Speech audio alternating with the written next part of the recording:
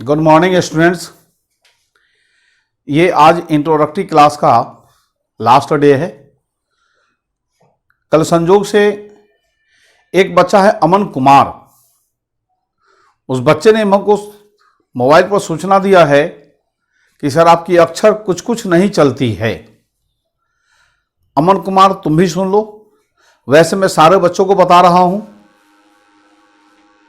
कि अगर कोई अल्फ़ाबेट, कोई वर्ड, कोई सेंटेंस समझ में नहीं आवे, इसी प्रॉब्लम से बचने के लिए हमने इस वीडियो के साथ कंप्यूटराइज सेंटेंस बना के पीडीएफ भेज देते हैं कि सबसे पहले वीडियो के नीचे पीडीएफ निकाल करके कॉपी पर उसको लिख लेना, फिर मेरा लेक्चर कॉपी पर ध्यान रख करके पूरी कान वहां रख करके सुनोगे तो शायद बहुत ज़्यादा फायदा होगा। तो मेरी अक्षर चूंकि मेरी अक्षर है, स्वाभाविक है कुछ अल्फाबेट चूंकि मेरे पास तो हो नहीं, मैं तुम्हारे पास नहीं हूं, तो तुम एक सावधानी ये बरतना कि पहले पीडीएफ निकाल करके उसको कॉपी पर नोट कर लेना, तब मेरा वीडियो को ठीक से सुनना, ठीक है। और ये प्रॉब्लम किसी को भी हो, उपाय फिलहाल यही है। और उससे भी ज्यादा दिक्कत हो, मेरा व्हाट्सएप नंबर दिया हुआ है, उस पर हमको फोन करके या नहीं तो अपना व्हाट्सएप नंबर भेज दो, मैं तुमको अलग से पीडीएफ बना करके भेज दूंगा। पीडीएफ बना हुआ है उसको मैं भेज दूंगा तुम पर। किसी बच्चे को कोई दिक्कत हो, क्योंकि अभी जब तक देश में लॉकडाउन है, जब तक टीचर का स्कूल, कॉलेज, कोचिंग संस्थान नहीं खुलती है, तो शायद बेहतर उपाय यही है जब खुलने के बाद जिस बच्चे को जितनी समस्याएं हो आकर के हमसे मिल लेना, फिर उस समस्या को देख लेंगे। फिलहाल सबसे अच्छा उपाय यही है, पीडीएफ को नोट करो और तब वीडियो को सुन करके समझने की कोशिश करो। दिक्कत हो तो फोन से भी पूछ सकते हो, लेकिन ठीक है, ओके। अब आते हैं आज जैसा कि हमने कहा कि ये वीडियो क्लास 11 का है, इंट्रोडक्टरी क्लास है। आगे हमने कंटिन्यू नहीं लिखा है, इसका मतलब है कि ये क्लास आज समाप्त हो जाएगी। इसके बाद नई चैप्टर शुरू करेंगे। आज के इंट्रोडक्टरी क्लास के अंतिम में दो चीज बताने जा रहे हैं, मोड ऑफ लिविंग एनिमल्स। तो इस मोड ऑफ लिविंग में हमने 4 वर्ड लिखा है, solitary animals, gregarious animals, social animals और कॉलोनियल एनिमल्स। चारों है क्या? सबसे पहले है सॉलिटरी एनिमल्स, लिविंग एलोन, यानी जो एनिमल बिल्कुल अकेला रहता है, किसी पड़ोसी से मतलब उसको नहीं है, जब भी रहता है, दिन हो, रात हो, सुबह शाम हो, अकेले चलता है, इसको कहते हैं सॉलिटरी एनिमल्स। एग्जाम्पल है टाइगर, लायन, ये जंगली जीव है। टाइगर अपने को इतना बहादुर समझता है कि पड़ोसी की जरूरत नहीं है, वो घूमता रहता है। दूसरा है gregarious animals, living in groups और हर्ड्स। ग्रुप का मतलब होता है बहुत सारा एनिमल एक साथ रहे, समूह जिसको कहते हैं। हर्ड्स का मतलब समूह होता है, एनिमल का समूह। जब कोई एनिमल अकेले नहीं रहता है, ग्रुप में रहता है, समूह बना के रहता है, लेकिन उस सब भले ही समूह में है, इंडिविजुअलिटी है, मतलब ये कि कोई दोस्ती उसमें नहीं है, कोई फ्रेंडशिप नहीं है। अगर कोई हमला कर दिया एक जीव पर तो बाकी सब भाग जाएगा, अकेले बच जाता है। वो इन्हें के सब मिलकर बचाएगा, सो नहीं करता है। इसका मतलब भले ही ग्रुप में है, सब अपनी चिंता करता है। इंडिविजुअलिटी मतलब यही होता है, व्यक्तिगत चिंता करता है, दूसरे की चिंता नहीं करता है। ऐसे ग्रुप के एनिमल को कहते हैं कौन चीज? Gregarious animals. एग्जाम्पल है रैबिट, डियर, एलिफेंट, ईटीसी।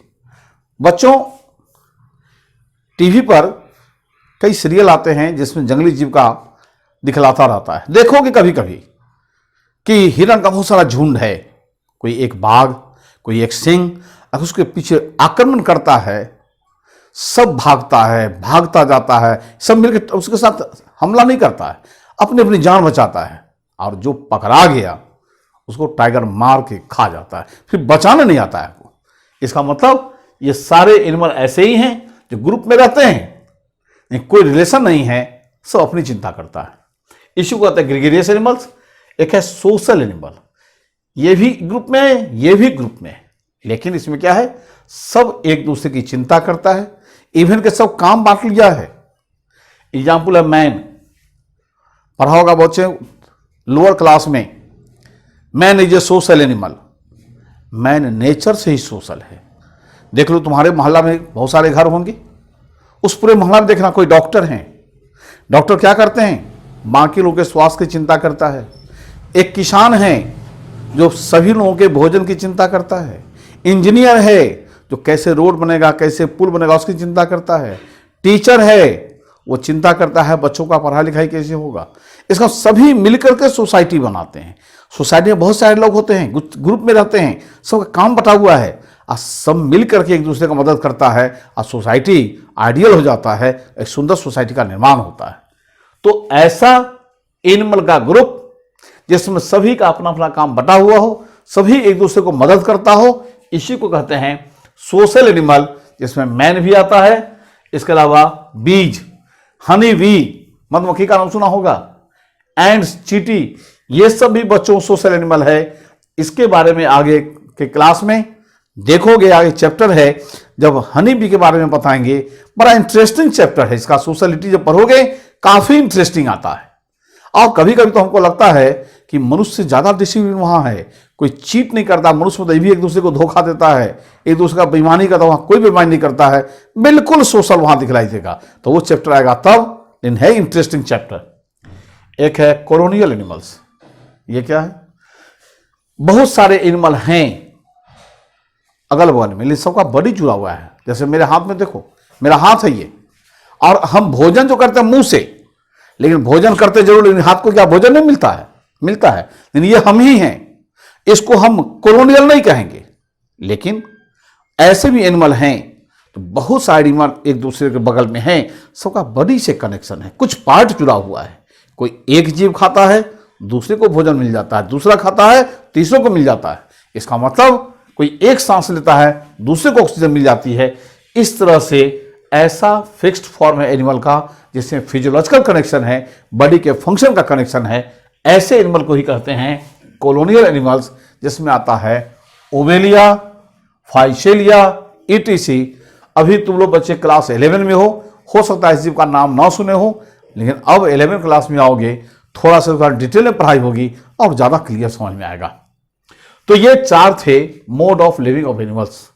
और सबसे अंत में इंट्रोडक्टरी क्लास में इसको बायोलॉजी पढ़ाने जा रहे हैं। एक प्रश्न आता है बच्चों के दिमाग में, बच्चों के नहीं, बच्चों के गार्जियन को भी आता है, बायोलॉजी क्यों पढ़ें, हमको बायोलॉजी पढ़ने से क्या फायदा है। सबसे पहले बता दें पढ़ने से क्या फायदा है। कभी कभी लोग कहते हैं अच्छा नौकरी करने के लिए पढ़ना चाहिए, अच्छे पैसे कमाने के लिए पढ़ना चाहिए। ठीक है, इसमें मैं अलग नहीं हूं। सबसे बड़ी चीज है पढ़ाई से कि अच्छे इंसान तैयार होता है, अच्छे विचार के लोग तैयार होते हैं। हाँ, यह दूसरी बात है, अच्छी पढ़ाई करेंगे, हमारे पास अच्छी मेरिट है, हिंदुस्तान के क्या दुनिया के अच्छे अच्छे जॉब में जा सकते हैं। तो ये तो हुआ जनरल हिस्ट्री की बात। अब बायोलॉजी क्यों पढ़ें, इससे क्या फायदा है, मैं ये बताने जा रहा हूं कि कुछ इंपॉर्टेंट स्कोप के बारे में बताए हैं कि ये सब स्कोप है। अगर बायोलॉजी पढ़ते हैं और इन सब कोर्स में एडमिशन लेते हैं, वह बच्चे बायोलॉजी के देश में बेकार नहीं बैठे रहते। थोड़ी मेहनत करनी पड़ेगी बच्चों, और बेकार नहीं बैठे रहोगे। जहां भी रहोगे इज्जत के साथ, सम्मान के साथ पैसे भी कमाओगे और देश की सेवा भी करोगे। जैसे पहला ब्रांच हमने लिखा है कौन, मेडिकल साइंस। मेडिकल साइंस में आता है कौन, डॉक्टर, चाहे वो MBBS हो, BDS हो, BHMS हो या फिर BMS हो। डिफरेंट डॉक्टर देश में हैं। डॉक्टर जो भी हो, ठीक है, वो पैसा कमाते हैं जरूर, लेकिन वो देश की भी सेवा करता है। अभी देख रहे हो पूरी दुनिया कोरोना से त्रस्त है, लेकिन पूरी दुनिया में बचाने का काम कर रहा है। हेल्थ वर्कर्स में एक है इंपॉर्टेंट डॉक्टर भी हैं, साथ में नर्स हैं, पैरामेडिकल स्टाफ है, हमारा पुलिस फोर्स है, हॉस्पिटल है, हमारी सरकार है। लेकिन सबसे इंपॉर्टेंट रोल होता है कहाँ, डॉक्टर का। वो देखते हैं पेशेंट को, जांच करते हैं, दवा लिखते हैं, और उस तरह से बहुत सारे पेशेंट्स हमारे देश में और दुनिया में ठीक हुए हैं। ये ठीक है कि कुछ दुर्भाग्य से मरे भी हैं, लेकिन बड़े इंपॉर्टेंट होते थे डॉक्टर के। ठीक है, 2 पैसा कमाते हैं, लेकिन केवल वो कमाते हैं सो बात नहीं है, हमारे समाज को भी बहुत कुछ देते हैं। तो अगर हमारे बच्चे बायोलॉजी पढ़ने के बाद डॉक्टर बनते हैं तो अपनी सेवा से साथ साथ देश की सेवा भी करता है। देखो, इसके बाद दूसरा पॉइंट में है वेटनरी साइंस। ये अगर मान लो किसी कारण से मेडिकल साइंस में एडमिशन नहीं होती है तो भी ये मनुष्य को छोड़ के बाकी एनिमल का इलाज करता है। आज देखो देश में बहुत सारे किसान के पास गाय है, भैंस है, बैल है, बहुत सारे लोग क्या कहता है डॉग पाल के रखते हैं। नेचुरल है, वो सब एनिमल भी बीमार पड़ता है और वैसे एनिमल के इलाज के लिए हमारा वेटनरियन डॉक्टर है, यह भी बायोलॉजी पढ़ने के बाद ही तैयार होते हैं। एग्रीकल्चर, भारत एग्रीकल्चर कंट्री है और एग्रीकल्चर से को भोजन मिलता है, भोजन नहीं मिलता है, बहुत सारे चीज़ मिलते हैं। बहुत सारे ऐसे एग्रीकल्चर है, कपास की खेती करते हैं, हमको कपड़ा मिलता है। तो एग्रीकल्चर भी कम इंपॉर्टेंट नहीं है।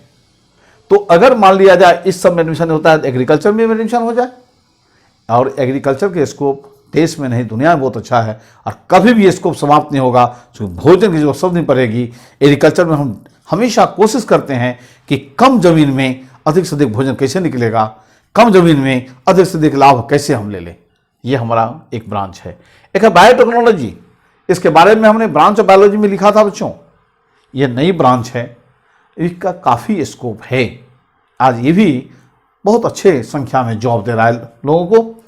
फार्मेसी, नाम सुना होगा, B pharma, D pharma, M pharma, pharmacy course है। इसके कोर्स के करने के बाद दवा जहाँ बनती है कंपनी में, वहाँ जॉब हो सकता है। गवर्नमेंट का भी जॉब बहुत सारे पद हैं जहाँ लिखा हुआ है कि ऐसे कैंडिडेट को B pharma, D pharma, M pharma होना चाहिए। यह भी एक हमारा कोर्स होता है। एनिमल हस्बेंड्री, जिसको हम पशुपालन कह सकते हैं। आज हम बता सकते हैं लोगों को कि कौन से पशु पालिए, अधिक से अधिक दूध कैसे मिलेगा आपको, अधिक से अधिक क्या था हेल्दी कैसे रखिएगा एनिमल को, ये हम एनिमल हस्बेंड्री बताते हैं। वेस्ट मैनेजमेंट, बच्चों सुना होगा, वाटर ट्रीटमेंट प्लांट। आज हमारे देश में, पूरे देश में कितने कचरा वाला पानी तैयार होता है, सबको नदी में डाल देते हैं, तालाब में डाल देते हैं, गंदा हो रहा है।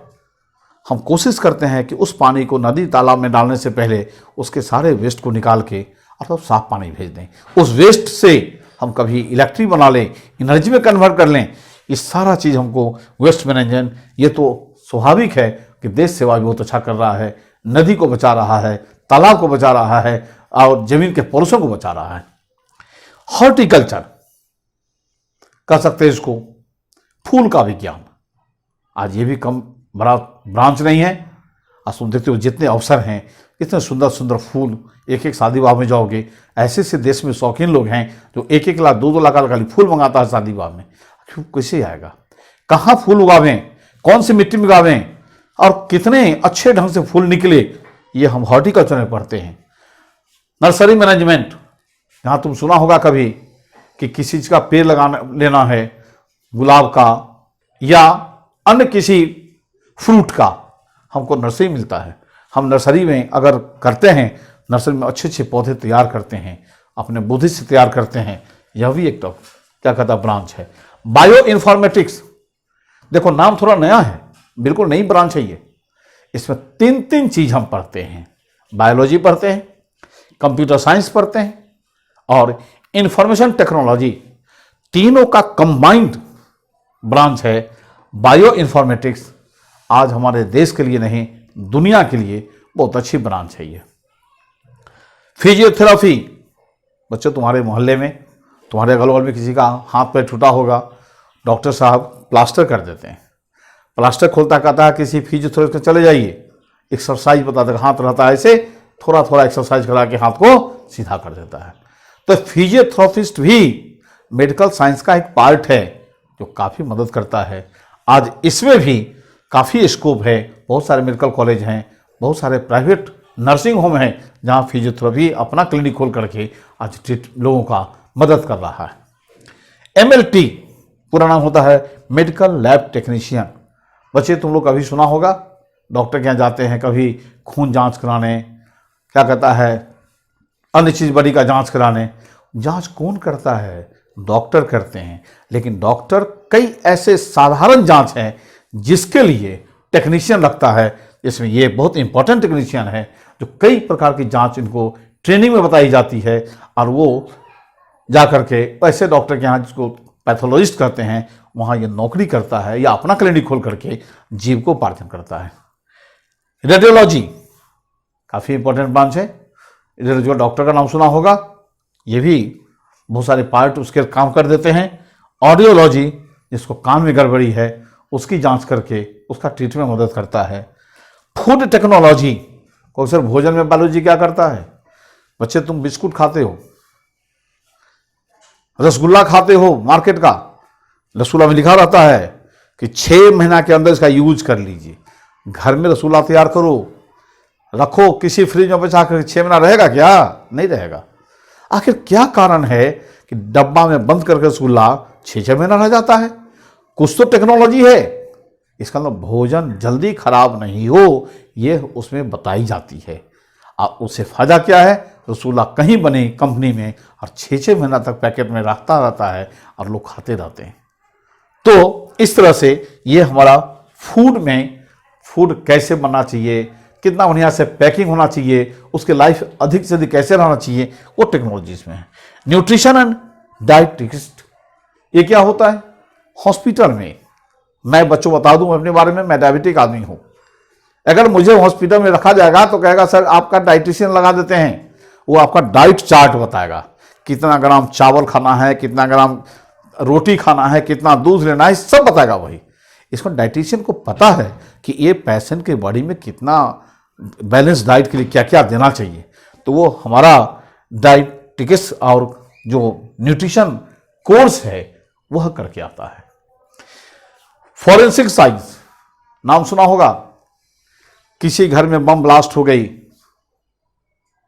कुछ आदमी डैमेज हो गया, किस तरह का बम था, पटाखा था कि बम था, ये कैसे पता चलता है? फॉरेंसिक साइंस के लोग आते हैं, वहाँ का कुछ मलबा ले जाते हैं और जांच करते हैं। कभी कभी सुने होंगे बच्चों, कोई आदमी जहर खा के आत्महत्या कर लेता है।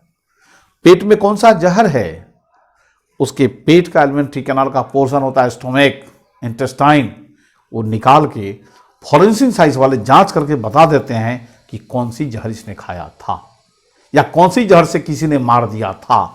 तो ये फॉरेंसिक साइंस भी काफ़ी इंपॉर्टेंट साइंस है। हमारे बहुत सारे बच्चे हैं तो ये सब कोर्स करने के बाद देश के कई कोने में नौकरी कर रहे हैं। फिशरी मत्स्य पालन, बच्चे तुम्हारे एरिया में भी कुछ लोग होंगे जो अगल तालाब में मछली डाल करके और मछली निकाले काम करते हैं। पूरे भारत की बात करें तो कई लाख लोग इस मछली पालन से परिवार चल रहा है, अच्छे ढंग से चल रहा है। वह ऐसे व्यक्ति तो सामान्य नौकरी नहीं करता है, 25,000 50,000 की नौकरी नहीं करता है, क्योंकि उससे ज़्यादा फायदा होता है उसको। तो यह भी काफ़ी इंपॉर्टेंट है। अब वह तालाब में मछली कब डालना है, कौन सी मछली डालना है, क्या उसको भोजन देना है, ये सारी फिशरी साइंस से बताई जाती है। डेयरी टेक्नोलॉजी, दूध टेक्नोलॉजी, मैं बिहार का रहने वाला हूँ, दरभंगा का रहने वाला हूँ। हमारे क्षेत्र में या तुम्हारे क्षेत्र में पैकेट में दूध पैकिंग करके आ रहा होगा, और देखोगे वो कहीं और पैकिंग होता है, हमारे घर में तुम्हारे घर में पैकेट तैयार किया जाता है। वह जो डेयरी टेक्नोलॉजी है खाली दूध ही नहीं बेचता है, जो दूध का बच गया, जो लोग नहीं ले पाया, उस दूध से कई प्रकार के मिल्क प्रोडक्ट बनाते हैं, मिठाई बनाते हैं, पनीर बनाते हैं, कई प्रकार की चीज़ बना लेते हैं।